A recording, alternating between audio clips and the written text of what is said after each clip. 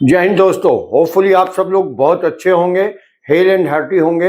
मैं नवीन चौधरी अपने YouTube channel pickup English में आप लोगों का पूरा दोबारा स्वागत करता हूं। मैं आपको बता दूं कि आप में से अगर कुछ नए स्टूडेंट हैं तो उन लोगों से मेरी अपील है कि वो लोग एक बार मेरी इंट्रो क्लास देखें, और इंट्रो क्लास के बाद में मैं रिवीजन आपको बता रहा हूं कि कौन कौन सी क्लासेज हमने ली हैं। फेज फर्स्ट में जो हमारी 2 क्लासेज हुई थी उसमें हमने एडवाइज के एक्सप्रेशन लिए थे। मैंने बताया आपको कि आपको किसी भी तरीके से सीखना है तो ये बेसिक चीजें सीखनी बहुत ज्यादा जरूरी है। तो इसमें हमने एडवाइस प्रेजेंट में देने के लिए चाहिए शब्द का यूज होता है। तो हमने फर्स्ट फेज में शुड और should have, must have, ought to and ought to have का यूज सीखा था। सेकंड फेज में कैपेबिलिटी शो करी थी, सकता है, सका, सकता था, सकेगा, कैन, could have और will be able to, shall be able to। अब हमारा थर्ड फेज चल रहा है। थर्ड फेज में हमने कंपल्सन के एक्सप्रेशन सीखे थे। पढ़ता है, मुझे वहां जाना पड़ता है, मुझे मजबूरी वंश उन बच्चों को पढ़ाना पड़ता है। I don't want to teach them but I have to teach them, पढ़ाना पड़ता है। इसमें हैज टू हैव टू मैंने पढ़ाया था, फिर हैड टू का पढ़ा था का शब्द हमने वो यूज करा था, और फिर पढ़ेगा के लिए हमने विल हैव टू और शैल हैव टू के लिए टोटल हमने 1 2 3 4 5 6 7 8 9 क्लासेज अब पूरी हो गई। तो चलिए अपनी जर्नी को आगे बढ़ाते हैं और अगले एक्सप्रेशन की ओर बढ़ते हैं। तो देखिए, इस तरह के सेंटेंसेस को आप पढ़िएगा। प्रशासन को शहर में कर्फ्यू लगाना पड़ सकता है। तो आप अगर इसके एसेंस में जाएं तो देखिए, पड़ सकता है यानी कंपल्सन है, लेकिन इसमें साथ साथ पॉसिबिलिटी भी है। जरूर लगाएगा ऐसा कुछ नहीं है। तो आप जब भी कभी इस तरह के सेंटेंस बोलते हैं कि प्रशासन को शहर में कर्फ्यू लगाना पड़ सकता है या राहुल को पढ़ाई छोड़नी पड़ सकती है, पॉसिबिलिटीज हैं, लेकिन अगर वो पॉसिबिलिटी संभव हुई तो वो कंपल्सन के साथ है, मजबूरी के साथ उसे ऐसा करना पड़ सकता है।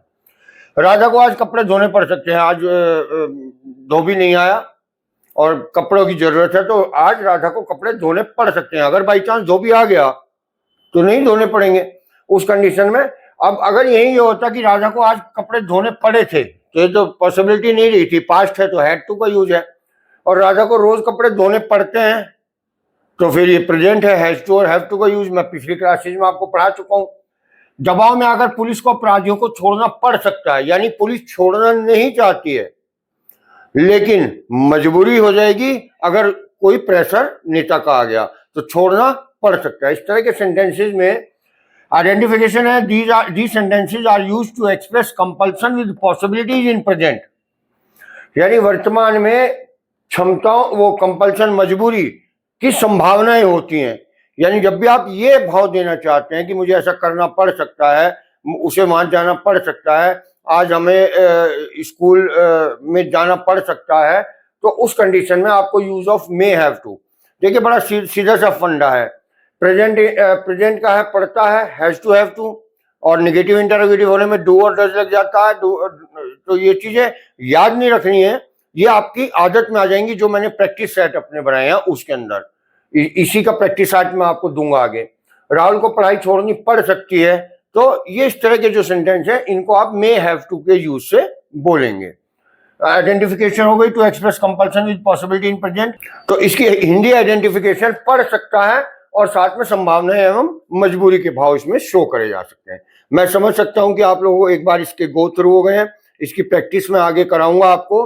तो चलिए आगे अगली इस जर्नी को आगे लेते हैं और अगले पार्ट पर चलते हैं। तो आइए दोस्तों, इसकी फॉर्मेशन की ओर चलते हैं। फॉर्मेशन का एक सिस्टम होता है, आपको सिस्टम में ही रहकर काम करना होगा, क्योंकि इसी तरीके से इसका एक यूनिवर्सलाइजेशन हुआ है। तो यही तरीका आपको अडॉप्ट करना पड़ेगा। यानी कि अगर अफर्मेटिव सेंटेंस हुआ तो शुरू में आपको सब्जेक्ट, फिर may plus have to plus first form plus object. Radha को आज कपड़े धोने पड़ सकते हैं, Radha may have to wash the clothes today, तो ये सिस्टम होगा। अगर इसे नेगेटिव में ले तो Radha may not have to wash the cloth today, और अगर ये है कि राधा को क्यों धोने पड़ सकते हैं कपड़े, तो वाई शुरू में आ जाएगा। और अगर ये है कि क्या राधा को कपड़े धोने पड़ सकते हैं, तो इंटरोगेटिव वर्ड नहीं आएगा, मे से शुरू हो जाएगा। तो why may Radha not have to wash the cloth today, या मे राधा हैव टू या नॉट हैव टू। अगर नॉट है तो यूज होगा और नहीं है तो नहीं होगा, तो ब्रैकेट में ले लेते हैं। Why may Radha not have to wash the cloth या may Radha not have to wash the cloth, ये इसकी फॉर्मेशन रहेगी। शुरू में आपको एक बार ये इसके गो थ्रू होना पड़ेगा, फिर आप इसके हैबिचुअल हो जाएंगे। चलिए नए पार्ट एग्जांपल्स पर चलते हैं, उससे आपको वोकैबुलरी भी मिलेगी और इनका यूज करना भी सीखेंगे। चलिए नए पार्ट की ओर चलते हैं। इस पार्ट का मेरा टारगेट जो रहता है वो रहता है कि एक तो आपको वोकैबुलरी दे सकूं, क्योंकि 1200 वर्ड का आपको कंटेस्ट करवाना है, प्लस इसके साथ साथ आपको इसकी एक प्रैक्टिस भी दे सकूं। चलिए सेंटेंस की ओर चलते हैं। हमें अपनी इच्छाओं का दमन करना पड़ सकता है। देखिए, जब भी कभी आपको दमन करना कहना है तो सप्रेस वर्ड का आप यूज करेंगे, सप्रेस। तो इच्छाओं का दमन करना, इच्छाओं के लिए मैं लिखना भूल गया, यहाँ डिजायर वर्ड्स आता है, डिजायर्स। वो डिजायर गाड़ी वाली नहीं है, डिजायर। हमें अपनी इच्छाओं का दमन क्यों करना पड़ सकता, दमन करना पड़ सकता है, तो वी सब्जेक्ट से स्टार्ट होगा। तो वी, अगर ये होता कि हमें अपनी इच्छाओं का दमन करना पड़ता है, तो सिंपल सा वो जो पिछली क्लास में पढ़ा है, we have to suppress our desires. लेकिन यहां करना पड़ सकता है, मजबूरी हो भी सकती है करना पड़े और नहीं भी हो सकती। तो we may have to, we may have to. अब देखिए ये सब्जेक्ट आ गया, मे आ गया, हैव टू आ गया, अब वो फर्स्ट फॉर्म आएगी सप्रेस। तो we may have to suppress क्या चीज, ऑब्जेक्ट है our desire, sorry, we may have to suppress our desire. Next, Netaji को, देखिए आप हिंदी में इन शब्दों का यूज कर सकते हैं। भाई तुम अपनी डिजायर्स को सप्रेस मत करो, हिंदी में बोलो, तो डिजायर और सप्रेस ये वर्ड आपका हो जाएगा। अब नेताजी को आग में घी डालने का काम क्यों करना पड़ सकता है, तो नेताओं का वैसे काम ही आग में घी डालने का होता है। आग में घी डालना यानी जहां मतलब लड़ाई हो रही है उसको और बढ़ा देना, ठीक है ना। तो नेताजी को आग में घी डालने का काम क्यों करना पड़ सकता है, वाई, क्योंकि इंटरोगेटिव वर्ड बीच में है तो वाई से शुरू हो जाएगा। वाई में, अगर ये क्या नेताजी को आग में घी डालने का काम करना पड़ सकता है, तो फिर ये वाई यूज ना होता, मे से सेंटेंस आप बोलने लगते। वाई मे द लीडर, या नेताजी भी यूज कर सकते हैं, नेताजी ही लिख देते हैं। चलिए नेताजी, नाउन को आप हिंदी में वही बोल सकते हैं। जैसे मेरा नाम नवीन कुमार चौधरी है, तो मैं नवीन कुमार चौधरी को इंग्लिश तो बनाएंगे नहीं। Why may Netaji have to, देखो कोई आपके दोस्तों में लड़ाई हो रही है, तीसरे ने आगे और कुछ ऐसा कह दिया कि और लड़ाई भड़क गई, तो उसे कहो भाई तुम फायर में फ्यूल ऐड कर रहे हो, तुम और फायर में फ्यूल ऐड कर लो। तो इससे क्या है कि आपका add fuel to fire word भी आपका हो जाएगा और बोलने में भी अटपटा नहीं लगेगा। Why may Netaji have to, तो बुरा लग रहा है।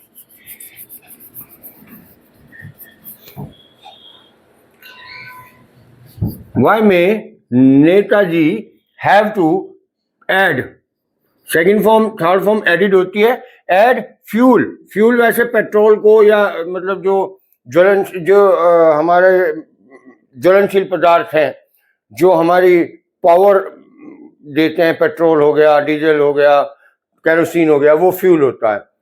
पहले जमाने में हम लकड़ियां भी एज ए फ्यूल यूज होता था। Why may Netaji have to add fuel to fire, यानी कि आग में और फ्यूल डाल देना, पेट्रोल डाल देना, यानी कि लड़ाई को और भड़का देना। तो ये हो गया why may Netaji have to add fuel to fire. Next sentence negative का लेते हैं। हमें उसके नापाक मंसूबों पर पानी नहीं फेरना पड़ सकता है। नापाक मंसूबे यानी कि गलत इरादे। तो नापाक मंसूबों के लिए इंग्लिश का वर्ड बड़ा अच्छा वर्ड है, आप यूज करें, अपने यूज में लाएं। मैलिशियस इंटेंशंस, इंटेंशंस बोलते हैं इरादों को, मैलिशियस यानी कि नापाक, और पानी फेरना किसी की मेहनत पर पानी फेरना, न्यूलिफाई, न्यूलिफाई। तो अब इनको जैसे आप हिंदी में बोल सकते हैं, अरे तुम कितनी भी कोशिश कर लो मैं हर चीज पर को न्यूलिफाई कर दूंगा, हर चीज पर पानी फेर दूंगा। तो पानी फेर दूंगा मत बोलिए, न्यूलिफाई बोलने का प्रयास करिए। हमें उसके मंसूबों पर पानी नहीं फेरना पड़ सकता है। वी नेगेटिव है तो may not have to nullify, LIFY, nullify his, उसके, हिज एफर्ट्स। नापाक मंसूबे हैं, मैलिशियस इंटेंशन। इंटेंशंस इरादों को बोलते हैं, intentions. We may not have to, नहीं आ रहा है, we may not have to nullify his malicious intentions.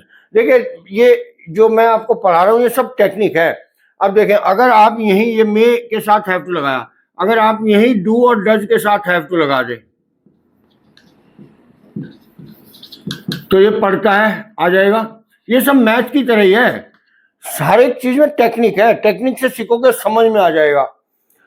Do does के साथ हैव टू आपको इससे पहली क्लास में पढ़ाया. अब यहीं आप डिड के साथ हैव टू लगा देंगे तो पास्ट होता है. तो ये पढ़ता है की जगह पढ़ता था या पढ़ा था, मजबूरी पास्ट में हो गई.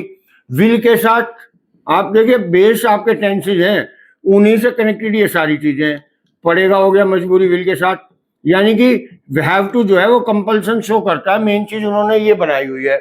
और फिर उसमें लास्ट में क्या करा, मे के साथ क्या लगा, हैव टू, और क्या बन गया, पढ़ सकता है, क्योंकि मे मैंने आपको पढ़ाया था. मे का यूज पॉसिबिलिटीज के लिए तीसरी या चौथी क्लास में आपको पढ़ाया गया था. तो देखिए ये सारे अब आप समझेंगे तो सामने वाले ने मे हैव टू बोला तो आप समझ जाएंगे हैव टू का मतलब पढ़ता है मजबूरी के लिए, तो मे हैव टू पढ़ सकता है. डू डज हैव टू पढ़ता है, डिड हैव टू पढ़ा था, विल हैव टू पढ़ेगा, और मे हैव टू पढ़ सकता है. टेक्निक पकड़नी है, बाकी उससे कनेक्टेड कुछ भी हो तो वो आप समझ जाएंगे. सो डियर फ्रेंड्स, आज की क्लास यहीं इसके साथ में वाइंड अप करता हूं. अगर आप में से कुछ नए स्टूडेंट्स हैं तो आप सब्सक्राइब करिए ताकि आपको मेरी नोटिफिकेशन ऑल बटन को नोटिफिकेशन में दबा दीजिए ताकि मेरी सारी क्लास आपको मिलती रहे. साथ ही साथ कोई वैसा व्यक्ति जिसे आप समझते हो कि उसको इसकी जरूरत हो सकती है तो इसको फॉरवर्ड करें, शेयर करें. और मैं इसके प्रैक्टिस सेट मैंने स्टार्ट कर दिए हैं. उसमें देखिए मैंने ड्यूट सिस्टम चालू किया है कि कॉन्वर्सेशन में दूंगा, उस कॉन्वर्सेशन का एक पार्ट पहले पूरी की पूरी वीडियो जो है वो चलेगी, फिर एक पार्ट चुप रहेगा, आपको बोलना है ताकि आपको ये जो मैं पढ़ा रहा हूँ ये आप उदाहरण कर सकें, अडेप्ट कर सकें. फिर दूसरा पार्ट बोलेगा, पहला पार्ट आपको बोलना है, उसके बाद में फिर वाइस वर्सा. तो क्या होगा कि पहला पार्ट जो है वीडियो में बोलेगा और सेकंड आपको बोलना है. बहुत आपके काम आएगा, उस चीज पर ध्यान दें. 5 से 10 मिनट की वीडियो वो अलग दूंगा, हर चैप्टर के साथ में एक अलग प्रैक्टिस सेट होगा, उसको आप जरूर उसके गो थ्रू होइए. और ऑल द बेस्ट. आज की क्लास यहीं वाइंड अप करते हैं. जय हिंद दोस्त.